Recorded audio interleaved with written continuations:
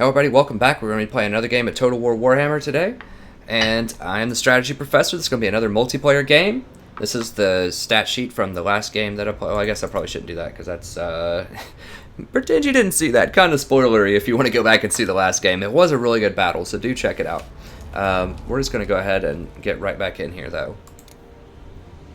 These are really quick. They're like 15-minute matches or something, so I can just crank out a bunch of these. People seem to like them a lot on the channel, so I talk a lot about the different strategic considerations for the Greenskins, particularly in the first couple of episodes in multiplayer. Especially in episode 1, I spent about 15 minutes talking about all the units. So if you want a super in-depth analysis about that, go check out the first episode. It's really good.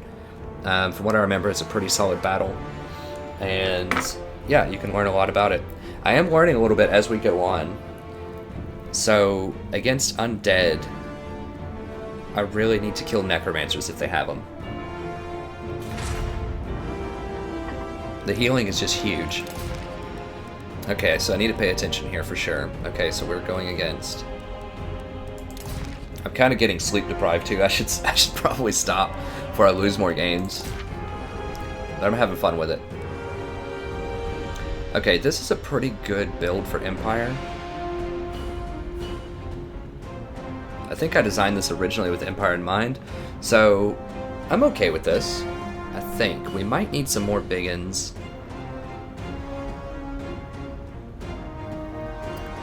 I want to try out the Ragnarok again. The jury's kind of out on that. I've played it in 2 games so far. It did really well in one game and kind of subpar in the other game. But I want something that's durable, that can help out against greatswords, and that also has a missile component to help stop the cheese at the end of the game, where people will try to attack my lord. Now I'm also thinking of just getting rid of this mount, just so that they can't cheese me in the air, because sometimes what will happen is they'll just get all kinds of stuff and just like bum rush me in the air, and then I can't land and they just kill me that way. So I might just go ahead and get rid of this. Then that'll free me up to get... I want more Night Goblins. So I can either get the Night Goblins with Fanatics here, and they're good at just getting on the infantry line and just spreading a lot of poison, which is nice. Or I can go for the Archers. I'm not really sure about the Archers.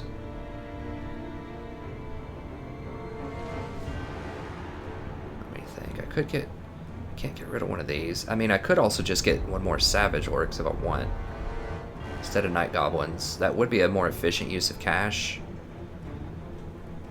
How much poison? I do have 3 poison available, because these guys are riding spiders. I think I'm just going to run one more Savage Orc. It's for a little more kill pressure on their lane, or on their running up the middle. Been playing League of Legends too, obviously. Yeah, I'm going to try hopping off that mount this time and running one more Savage Orc, just so that I can't get cheesed in the air.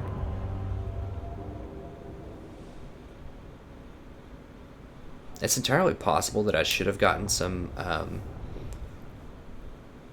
Night Goblin missile units to help with their air, to help against their air game. And I might pay the price for that, we'll see. But I want to try out this Ragnarok Spider. I haven't tried it against Empire yet. And I think it'll help with greatswords. I just have to protect it primarily from demigriffs with halberds. I can keep it away from normal halberd units, and I'm going to be able to shatter normal halberd units if that's what they're running.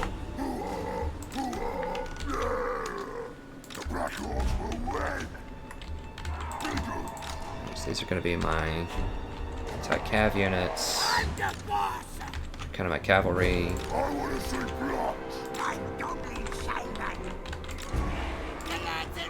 Alright, 4, put him over here.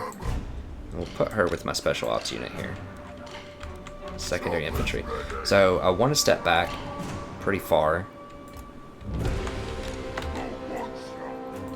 And I am going to be playing against a subscriber tonight or today or night, depending on what your time zone is, at 4 o'clock Eastern. Now, I'm not going to stream that, unfortunately. I do need to get streaming. I've already had a few people ask me about streaming, and I really want to get that set up. I just have to figure out how to do that. I'm kind of an old fogey. I'm not great with technology, but I will figure out how to do that soon.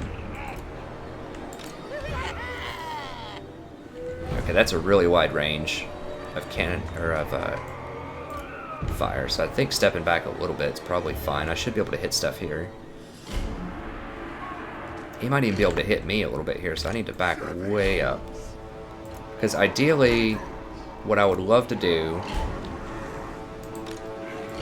is be able to fire at his infantry right off the bat, and then he's firing at my Goblin Doom Diver if he has artillery. If he doesn't, then I can move up. Okay, great swords. What does he have? He's got demigriffs with halberds. Lots and lots of demigriffs. Okay, we're good. We're good for that.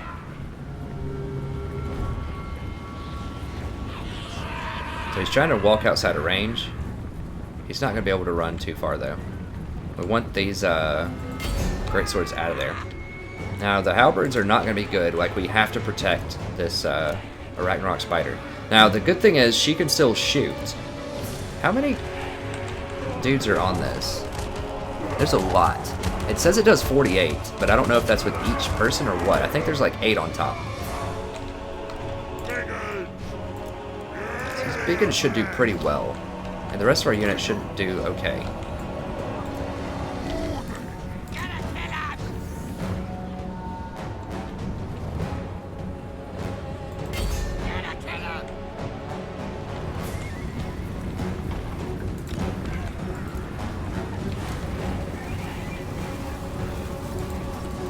Shooting at? Oh, he's trying to snipe my my dude there.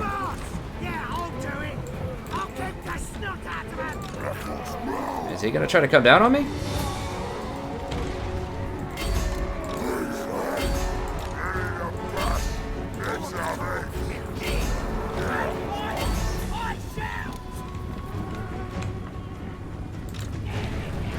Okay, now he's running. Of course, flying tactics, hashtag. How can I... Now, I should be able to shoot at him. I'm not sure the range. What's the range? 70.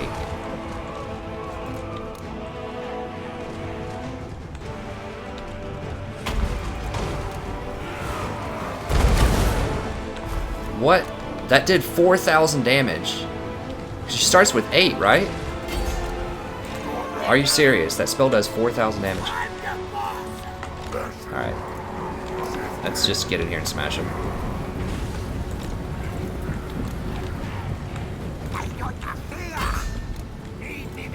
Oh, are you kidding me? This little dude's over here? Oh, they're trying to get my... Alright. Let's get in here and crush that. That is so sleazy. Now they're just gonna fly away. God. Attack him. Why aren't you attacking him? Guys, attack. Like, go.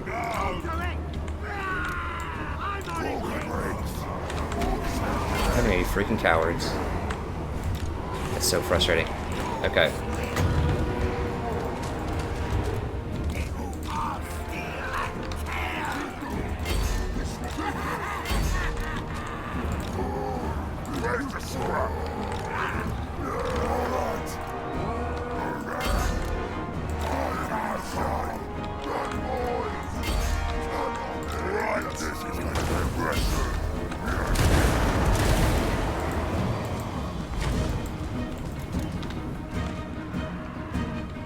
Dude, run.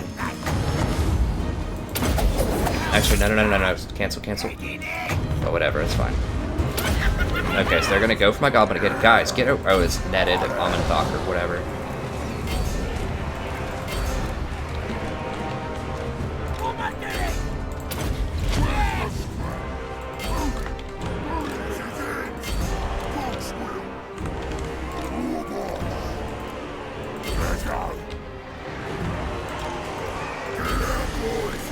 That's where we want to go. Get over here. Get this.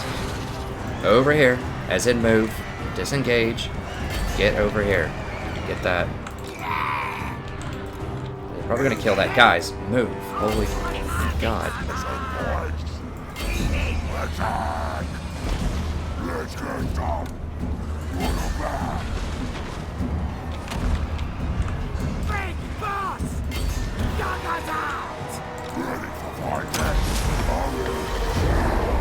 Okay, got those demigrowths out. Got him out of there. Alright.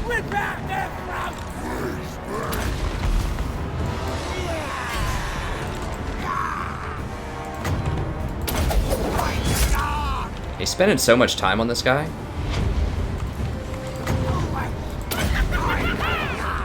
I think I can beat him.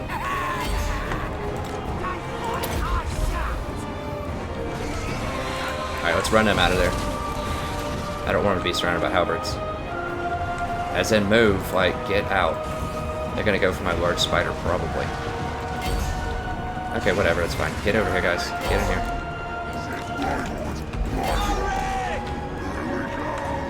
Guys, get attack.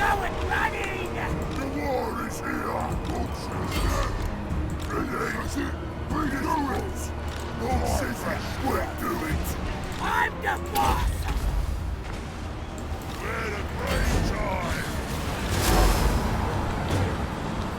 Okay, so he got rid of my my dude for good, I think.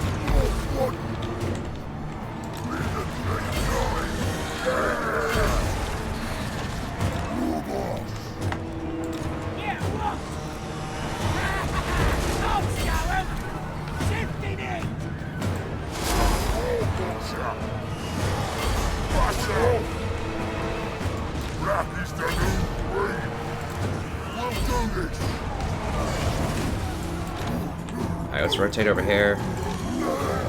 16 seconds on my wall.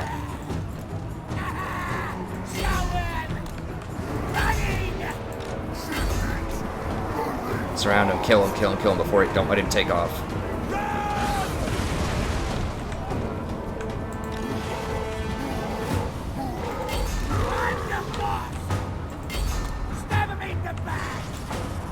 Okay, good. I think we're doing pretty well here.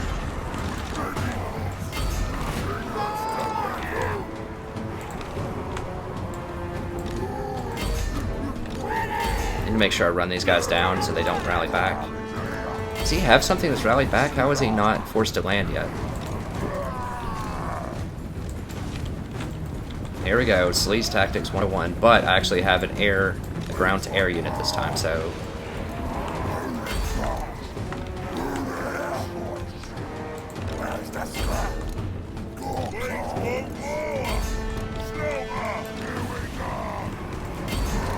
Gotta run all these guys down. Run them all down. Don't let him pick off units. He's gonna try to pick off units with this old cute flying lord. I sound sarcastic because I've been beaten by this. Like, I've been in this position where literally I had at least a third of my army left and I've lost to a flying lord. Through tomfoolery. And so I just need to make sure I kill every single one of these units. Force him to land. See, he's got his little couple of demigryphs left, so he's allowed to stay in the air. Really, at a certain point in the game, it shouldn't let you fly anymore. Get that, before he realizes it. Okay, they're out of there.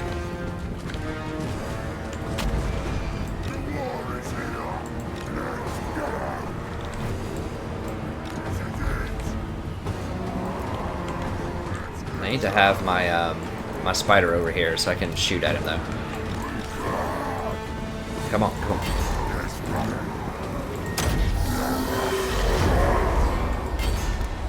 Come here, you piece of trash. Attack him. Don't let him run. Don't let him up. Please, just stun him.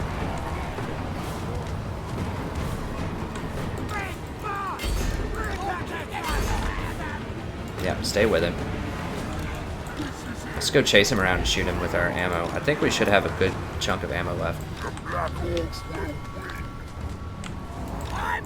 He's gonna come in and try to pick this guy off. Probably. He might try to pick this guy off, I don't know. He's going for this guy. This guy has potions left though. So I'm okay with that. Yeah, sure, you wanna trade? Let's trade.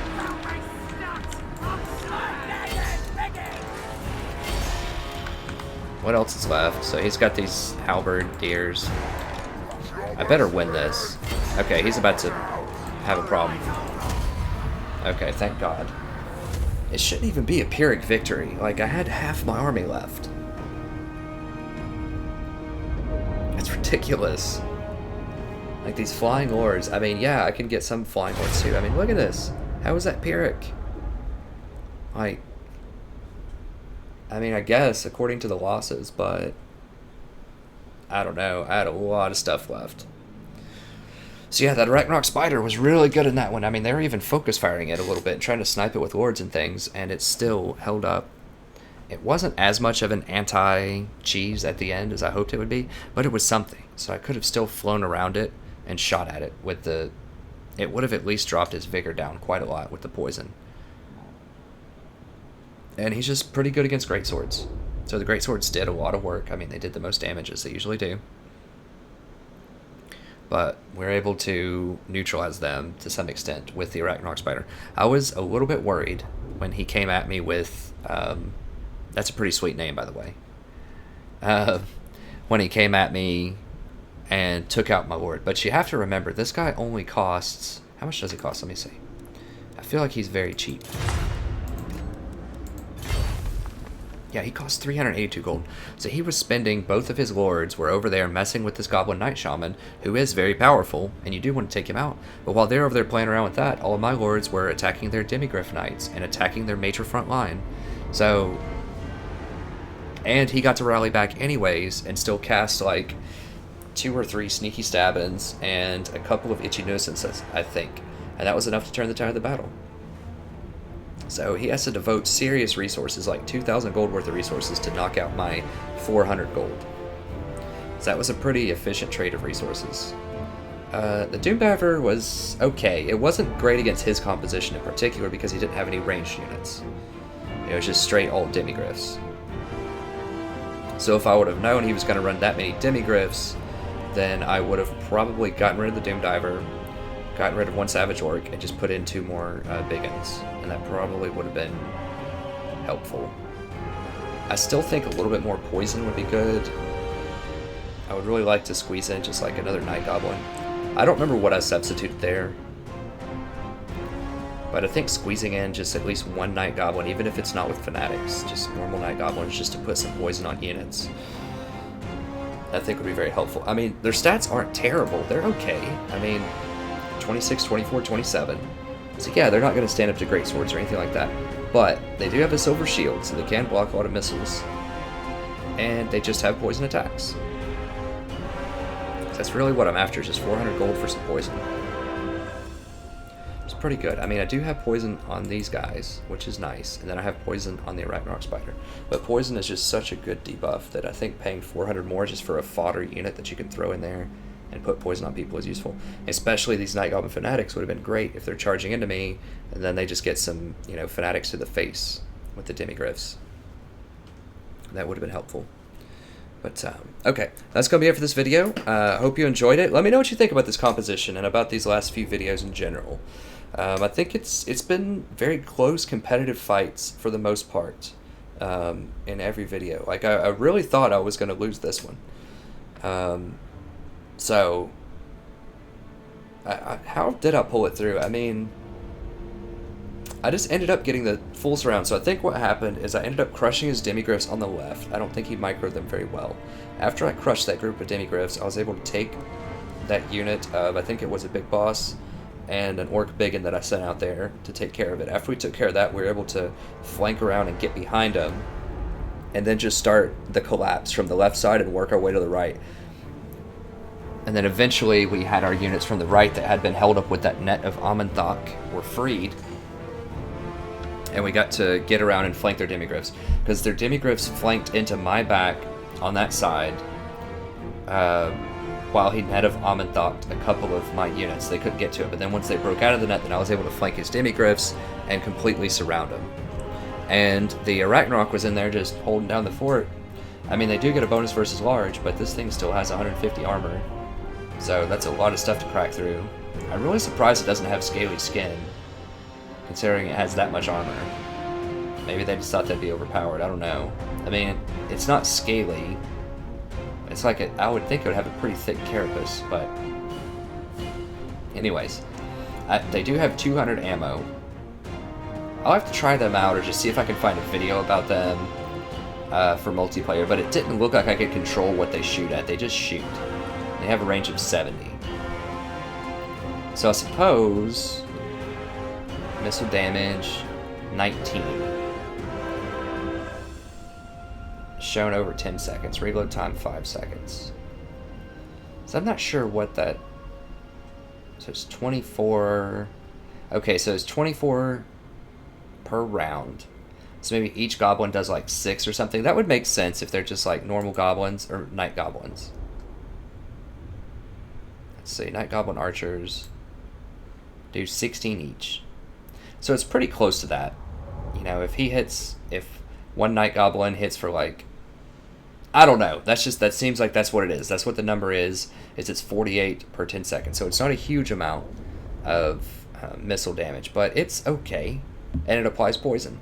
So it might shoot at units that you aren't currently engaged with. I'm not sure if you can control it. If it does, then that means it's applying poison to 2 different units, which is pretty sweet. So it's been really good in 2 fights so far. Pretty subpar in another fight. But even in the subpar fight, it was okay. It was okay. So I think it's a pretty good investment. It does help stop some cheese at the end of the battle.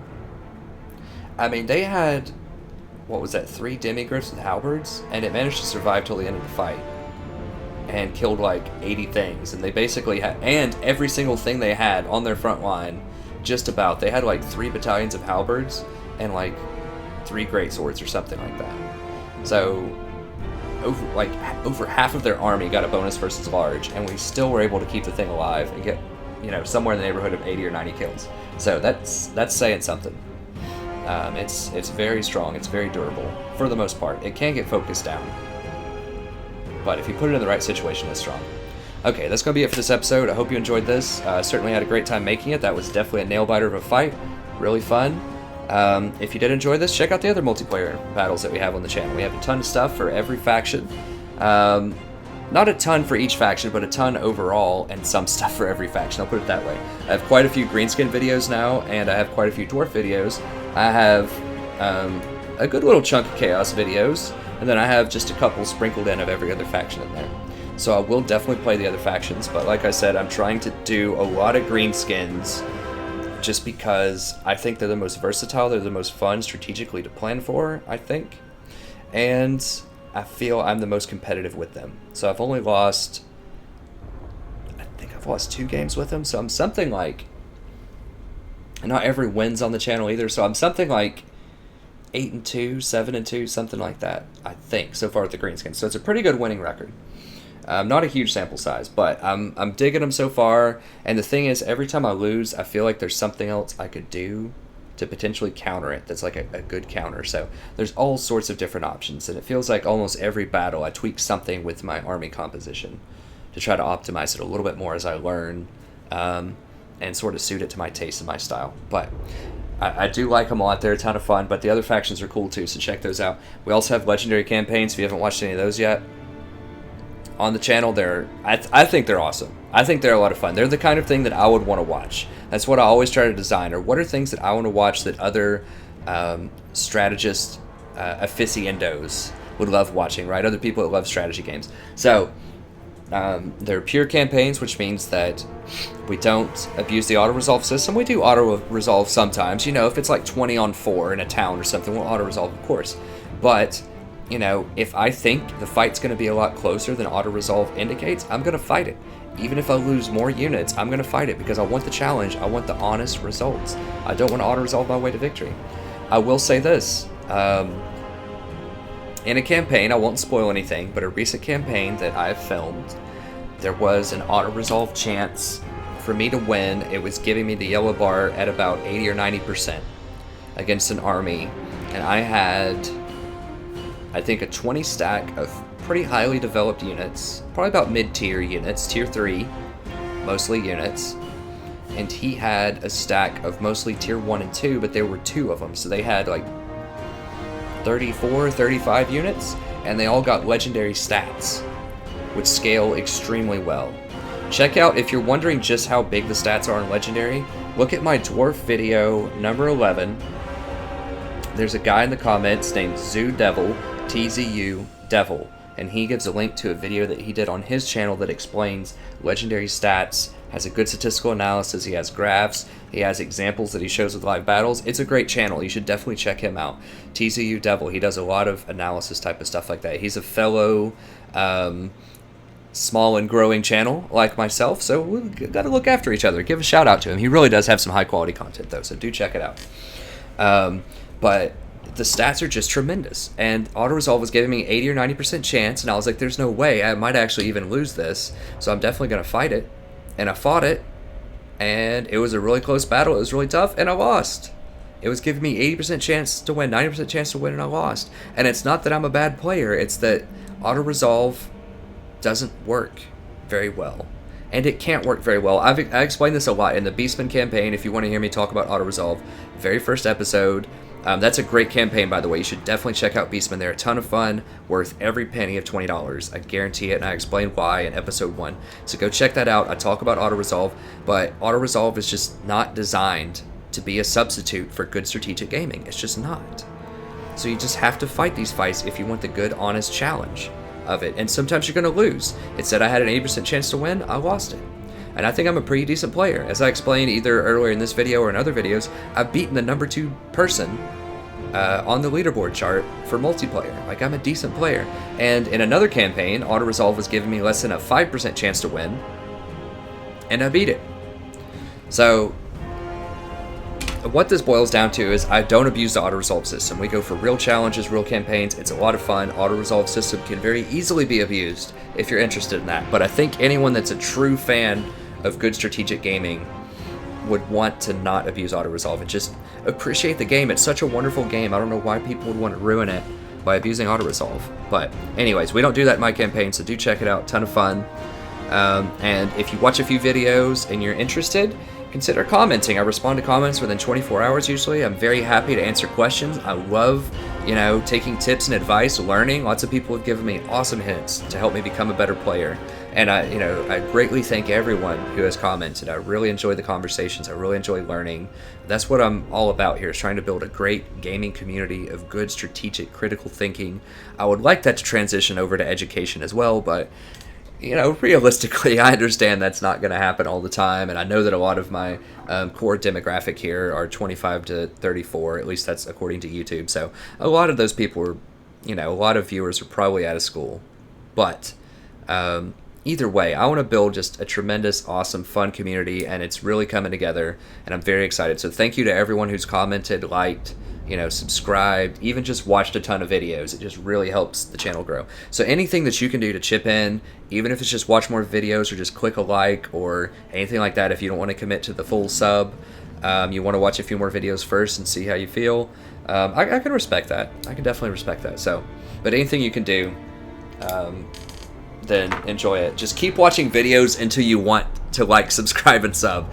There's so much content on here. I've only been open, I guess that's a way to phrase it. It feels like a business that I'm trying to run here that doesn't make any money, and my wife likes to remind me of that. She's just jesting. She's totally cool with it. She likes this. I get excited about it. It's a lot of fun.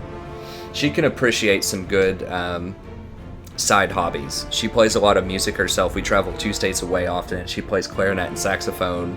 And they do weddings and like a swing band, or like sometimes they play some jazzy kind of stuff. It's really cool. So she always loved music.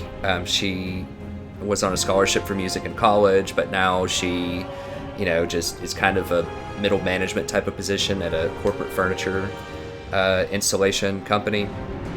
So it's okay, but that's not really where her heart and soul is. It's in music, so she loves doing that. She knows that a lot of my favorite interests revolve around games and good strategic critical thinking, so she can definitely respect that I love gaming as well, and that's really cool. I'm married to a wonderful woman, so we have a great understanding of each other like that. But anyways, I don't remember how I got on this on that tangent like that. I'm just really deprived of sleep. I'm trying to stay up all night so that I can get my sleep schedule back in alignment and go to sleep sometime around I don't know, 8 or 9 o'clock, something like that. But anyways, thank you very much. I truly appreciate your viewership, and anything else you can do, like subscribe, comments, just watching more videos, anything. That's all awesome. So it's always a pleasure podcasting for you. I hope you enjoyed it, and I hope to see you next episode. Have a wonderful evening.